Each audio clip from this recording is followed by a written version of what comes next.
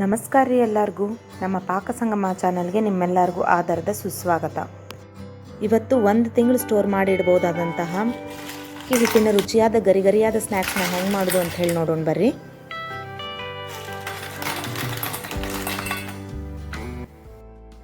ಮೊದಲಿಗೆ 2 table spoon ಹೆಸರುಬೇಳೆ, 2 table spoon ಸಾಬುದಾಣಿನ ಸ್ವಚ್ಛವಾಗಿ ನೀರಿಂದ 2-3 ಬಾರಿ ತೊಳೆದು 1 ಗ್ಲಾಸ್ ನೀರನ್ನು ಹಾಕಿ 1 ಗಂಟೆವರೆಗೂ ನೆನೆಲಿಕ್ಕೆ ಇಡಬೇಕು. ಈಗ ಒಂದು ಮಿಕ್ಸರ್ ಜಾರಲ್ಲಿ 7ರಿಂದ 8 ಹಸಿಮೆಣಸಿನ್ಕಾಯಿ ನಿಮ್ಮ ಖಾರಕ್ಕೆ ಅನುಗುಣವಾಗಿ ತೊಗೊಳ್ರಿ. ಒಂದು ಅರ್ಧ ಇಂಚಷ್ಟು ಹಸಿ ಶುಂಠಿ, ಒಂದು 15 ಎಸಳಷ್ಟು ಬೆಳ್ಳುಳ್ಳಿ. ನಿಮ್ಮ ಬೆಳ್ಳುಳ್ಳಿ ಸ್ಟೈಲ್ ಅಂದರೆ ಸ್ಕಿಪ್ ಮಾಡ್ಕೋಬಹುದು. ಇದೆಲ್ಲನೂ ಹಾಕಿ ತರಿಯಾಗಿ ರುಬ್ಕೋಬೇಕು. ನೀರು ಹಾಕೋ ಅವಶ್ಯಕತೆ ಏನಿಲ್ಲ. ನೋಡಿರಿ, ಇಷ್ಟಿದ್ರೆ ಸಾಕು. ಈಗ ಇಲ್ಲಿ ನಾನು 3 ಕಪ್ಪಷ್ಟು ಅಕ್ಕಿ ಹಿಟ್ಟನ್ನು ತೊಗೊಳಿಕತ್ತೀನಿ. ಸುಮಾರು ಇದು ಅರ್ಧ ಕೆಜಿಯಷ್ಟು ಅಕ್ಕಿ ಹಿಟ್ಟು ಆಗ್ತದೆ. ಇದಕ್ಕೆ ರುಚಿಗೆ ತಕ್ಕಷ್ಟು ಉಪ್ಪನ್ನು ಸೇರಿಸ್ಕೊಳ್ಳೋಣ. ನಾನು ಇಲ್ಲಿ 1.5 ಚಮಚದಷ್ಟು ಉಪ್ಪನ್ನು ಸೇರಿಸ್ಲಿಕತ್ತೀನಿ. ಜೊತೆಗೆ 3 ಟೇಬಲ್ ಸ್ಪೂನ್ ತುಪ್ಪನ ಕಾಸಿ ಹಾಕೋಬೇಕು. ತುಪ್ಪದ ಬದಲು ನೀವು 1/4 ಕಪ್ಪಷ್ಟು ಬೆಣ್ಣೆನಾದರೂ ಸೇರಿಸ್ಕೋಬಹುದು. ಇಲ್ಲಾಂದರೆ 4 ಟೇಬಲ್ ಸ್ಪೂನ್ ಕಾಸಿದ ಎಣ್ಣೆನೂ ಸೇರಿಸ್ಕೋಬಹುದು. ತುಪ್ಪ ಅಥವಾ ಬೆಣ್ಣೆ ಸೇರಿಸಿದ್ರೆ ಇನ್ನೂ ಜಾಸ್ತಿ ಗರಿಗರಿಯಾಗಿ ಬರ್ತವೆ. ಇನ್ನು ನೋಡ್ರಿ, ಈ ರೀತಿ ಕೈಯಿಂದ ತಿಕ್ಕಿ ಪ್ರತಿ ಕಣ್ಣದಲ್ಲೂ ತುಪ್ಪ ಹತ್ಕೋಬೇಕು. ಆ ರೀತಿ ಸರಿಯಾಗಿ ಕಲಿಸ್ಕೋಬೇಕು. ನೋಡ್ರಿ, ಇಲ್ಲೇ ನಾವು ಈ ರೀತಿ ಮುಟ್ಟಿಗೆ ಮಾಡಿ ಹಿಡಿದಾಗ ಹಿಟ್ಟು ಸರಿಯಾಗಿ ಒಂದೇ ಸೈಡಲ್ಲಿ ಕುತ್ಕೋಬೇಕು. ಅಂದರೆ ನಾವು ಹಾಕಿರೋ ಎಣ್ಣೆ ಪ್ರಮಾಣ ಅಥವಾ ತುಪ್ಪ ಬೆಣ್ಣೆ ಪ್ರಮಾಣ ಸರಿಯಾಗಿದೆ ಅಂತ ಅರ್ಥ. ಈಗ ಇದಕ್ಕೆ 1 ಟೇಬಲ್ ಸ್ಪೂನ್ ಜೀರಿಗೆ, ಸ್ವಲ್ಪ ಸಣ್ಣದಾಗಿ ಕತ್ತರಿಸಿರೋ ಕರಿಬೇವಿನ ಸೊಪ್ಪು, 1 ಟೇಬಲ್ ಸ್ಪೂನ್ ಬಿಳಿ ಎಳ್ಳು, ಒಂದು ಸ್ವಲ್ಪ ಕೊತ್ತಂಬರಿ ಸೊಪ್ಪು, ಮಾಡಿಟ್ಕೊಂಡಿರೋಂತಹ ಪೇಸ್ಟ್, ಜೊತೆಗೆ 1 ಗಂಟೆ ನೆನೆಸಿರೋ ಸಾಬುದಾಣಿ ಮತ್ತು ಹೆಸರುಬೇಳೆ. ಸ್ವಲ್ಪ ನೀರಿದ್ರೆ ಪರವಾಗಿಲ್ಲ, ಹಂಗನ ಸೇರಿಸ್ಕೊಳ್ರಿ. ಸಾಬುದಾಣಿ ಮತ್ತು ಹೆಸರುಬೇಳೆನ ಈ ರೀತಿ ನೆನೆ ಹಾಕಿ ಸೇರಿಸ್ಕೊಂಡ್ರೆ ಬಹಳ ಗರಿಗರಿಯಾಗಿ ಬರ್ತಾವೆ ಕರೆದ ಮೇಲೆ. ಇಲ್ಲಿಗೆ ಎಲ್ಲನೂ ಸೇರಿಸಿ ಸರಿಯಾಗಿ ಕೈಯಿಂದ ಕಲಸಿ ಆಮೇಲೆ ಅವಶ್ಯಕತೆ ಇರೋಷ್ಟು ಬೆಚ್ಚಗಿರೋ ನೀರನ್ನು ಹಾಕಿ ಹಿಟ್ಟನ್ನು ಚಪಾತಿ ಹಿಟ್ಟಿನ ಅದಕ್ಕೆ ಕಲಿಸ್ಕೋಬೇಕು. ಬಹಳ ಗಟ್ಟಿನೂ ಅಲ್ಲ, ಬಹಳ ತೆಳುವಾಗಿನೂ ಅಲ್ಲ. ನೋಡಿರಿ, ಈ ರೀತಿ ಕೈಯಿಂದ ಒತ್ತಿದ್ರೆ ಹಿಟ್ಟು ಸಾಫ್ಟ್ ಆಗಿರಬೇಕು. ಈ ರೀತಿ ಕಲಿಸ್ಕೋಬೇಕು. ಈಗ ಇದಕ್ಕೆ ಒಂದು ಸ್ವಚ್ಛವಾಗಿರೋ ಒದ್ದೆ ಬಟ್ಟೆನ ಮುಚ್ಚಿ 15ರಿಂದ 20 ನಿಮಿಷಗಳ ಕಾಲ ನೆನೆಲಿಕ್ಕೆ ಇಡಬೇಕು. 20 ನಿಮಿಷ ಆದಮೇಲೆ ಹಿಟ್ಟು ಸರಿಯಾಗಿ ನೆನೆದಿರುತ್ತೆ. ನೋಡ್ರಿ, ಇಲ್ಲಿ ಈ ರೀತಿ ಕೈಯಲ್ಲಿ ಹಿಡಿದು ಒತ್ತಿದಾಗ ಹಿಟ್ಟು ಮೃದುವಾಗಿರಬೇಕು. ಕ್ರ್ಯಾಕ್ಸ್ ಎಲ್ಲ ಬೀಳ್ತಿರಬಾರ್ದು, ಅಂದರೆ ಹಿಟ್ಟು ಸರಿಯಾಗಿ ನೆನೆದದ ಅಂತ ಅರ್ಥ.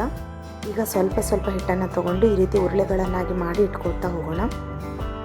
ನಾವು ಎಷ್ಟು ಕರಿತೀವೋ ಅಷ್ಟೇ ಉರುಳೆಗಳನ್ನು ಮಾಡಿ ಇಟ್ಕೊಂಡು ಬಾಕಿ ಹಿಟ್ಟನ್ನು ಒಣಗದೇ ಇರೋ ಥರ ಮತ್ತೆ ಒದ್ದೆ ಬಟ್ಟೆನ ಮುಚ್ಚಿ ಇಟ್ಕೋಬೇಕು.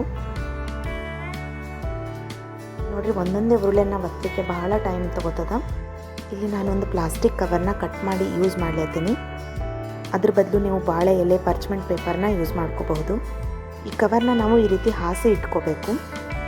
ಜೊತೆಗೆ ಯಾವುದಾದ್ರೂ ಒಂದು ಗ್ಲಾಸ್ ಅಥವಾ ಸಣ್ಣದಾಗಿರೋ ಡಬ್ಬಿ ಅಥವಾ ಬಟ್ಲಿಗೆ ಇನ್ನೊಂದು ಕವರಲ್ಲಿ ಈ ರೀತಿ ಇಟ್ಟು ಸರಿಯಾಗಿ ಪ್ಲಾಸ್ಟಿಕ್ ಕವರನ್ನು ಹಿಡಿದು ಅದರ ಕೆಳಗಡೆ ಇರೋ ಭಾಗ ನೋಡ್ರಿ ಈ ರೀತಿ ಸಮತಟ್ಟಾಗಿರಬೇಕು. ಆ ರೀತಿ ಪ್ಲಾಸ್ಟಿಕ್ ಕವರನ್ನು ಹಿಡಿದು ಒಂದು ರಬ್ಬರ್ ಬ್ಯಾಂಡನ್ನು ಹಾಕೋಬೇಕು.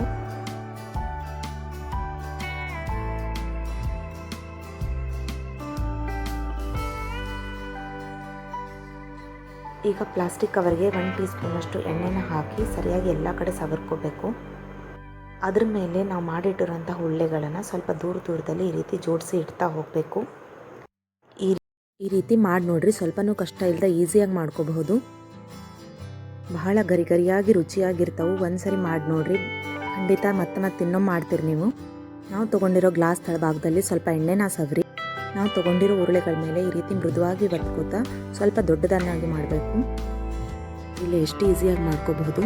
ಗ್ಲಾಸಿಂದ ಹಿಟ್ಟನ್ನು ಮೃದುವಾಗಿ ಒತ್ತಿ ಒಂದು ಸ್ವಲ್ಪ ದೊಡ್ಡದಾಗಿ ತೀಡಿ ಹಿಟ್ಟೇನಾದರೂ ಒಂದು ಸ್ವಲ್ಪ ಎದ್ದು ಬರ್ತಿದ್ರೆ ಕೈ ಬೆರಳಿನಿಂದ ಹಿಡಿದು ಗ್ಲಾಸ್ ಎತ್ತಿದ್ರೆ ಆಯಿತು. ಸ್ವಲ್ಪ ಮಾಡಿ ಆದಮೇಲೆ ಹಿಟ್ಟೇನಾದರೂ ಗ್ಲಾಸ್ಗೆ ಅಂಟ್ಕೋತಾ ಇದ್ರೆ ಗ್ಲಾಸ್ನ ತಳಭಾಗದಲ್ಲಿ ಮತ್ತೆ ಸ್ವಲ್ಪ ಎಣ್ಣೆನ ಸವರಿ ಮಾಡ್ತಾ ಹೋಗಬೇಕು. ನೋಡ್ರಿ, ಇಲ್ಲ ಎಷ್ಟು ಸುಲಭವಾಗಿ ತೆಗಿಬಹುದು. ನಾವು ಮಾಡ್ಕೊಂಡಿರೋದು ಈ ರೀತಿಯಾಗಿರಬೇಕು. ಬಹಳ ತೆಳುವಾಗಿನೂ ಅಲ್ಲ, ಬಹಳ ದಪ್ಪವಾಗಿನೂ ಅಲ್ಲ.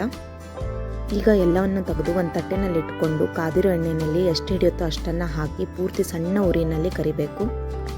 ಹಾಕಿದ ತಕ್ಷಣ ಅವನ್ನು ಟಚ್ ಮಾಡ್ಲಿಕ್ಕೆ ಹೋಗಬೇಡ್ರಿ. ಸ್ವಲ್ಪ ತಾದ್ಮೇಲೆ ಎಣ್ಣೆಯಲ್ಲಿ ಈ ರೀತಿ ಮೇಲ್ಗಡೆ ತೇಲಿ ಬರ್ತಾವು. ಆವಾಗ ಅವನ್ನು ಹೊರಳಿಸಿ ಹಾಕಿ ಇನ್ನೊಂದು ಬದಿಯಲ್ಲಿ ಸರಿಯಾಗಿ ಕರಿಬೇಕು. ಯಾವುದೇ ಕಾರಣಕ್ಕೂ ಉರಿನ ಜಾಸ್ತಿ ಮಾಡಬೇಡ್ರಿ, ಸಣ್ಣ ಉರಿನಲ್ಲೇ ಕರಿಬೇಕು. ಆವಾಗ ಗರಿಗರಿಯಾಗಿ ಬರ್ತಾವು. 2 ಬದಿಯಲ್ಲೂ ಸರಿಯಾಗಿ ಕರೆದು ಹೊಂಬಣ್ಣಕ್ಕೆ ಬಂದರೆ ಸಾಕು.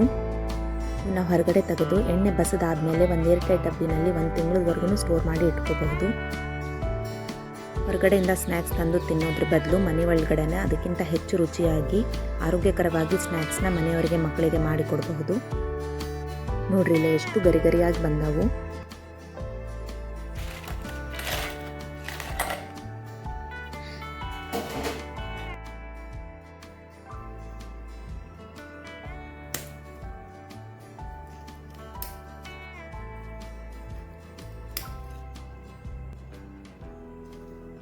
ನಾ ಮಾಡೋ ರೆಸಿಪಿಗಳು ನಿಮ್ಗೆ ಇಷ್ಟ ಆದರೆ ನಮ್ಮ ಚಾನಲ್ನ ಸಬ್ಸ್ಕ್ರೈಬ್ ಮಾಡಿರಿ. ಮತ್ತು ಮುಂದಿನ ರೆಸಿಪಿಯೊಂದಿಗೆ ಲಗೂನ ಸಿಗೋಣ ಅಂತ ಧನ್ಯವಾದಗಳು. ಸರ್ವೇ ಜನ ಸುಖಿನೋ ಭವಂತು.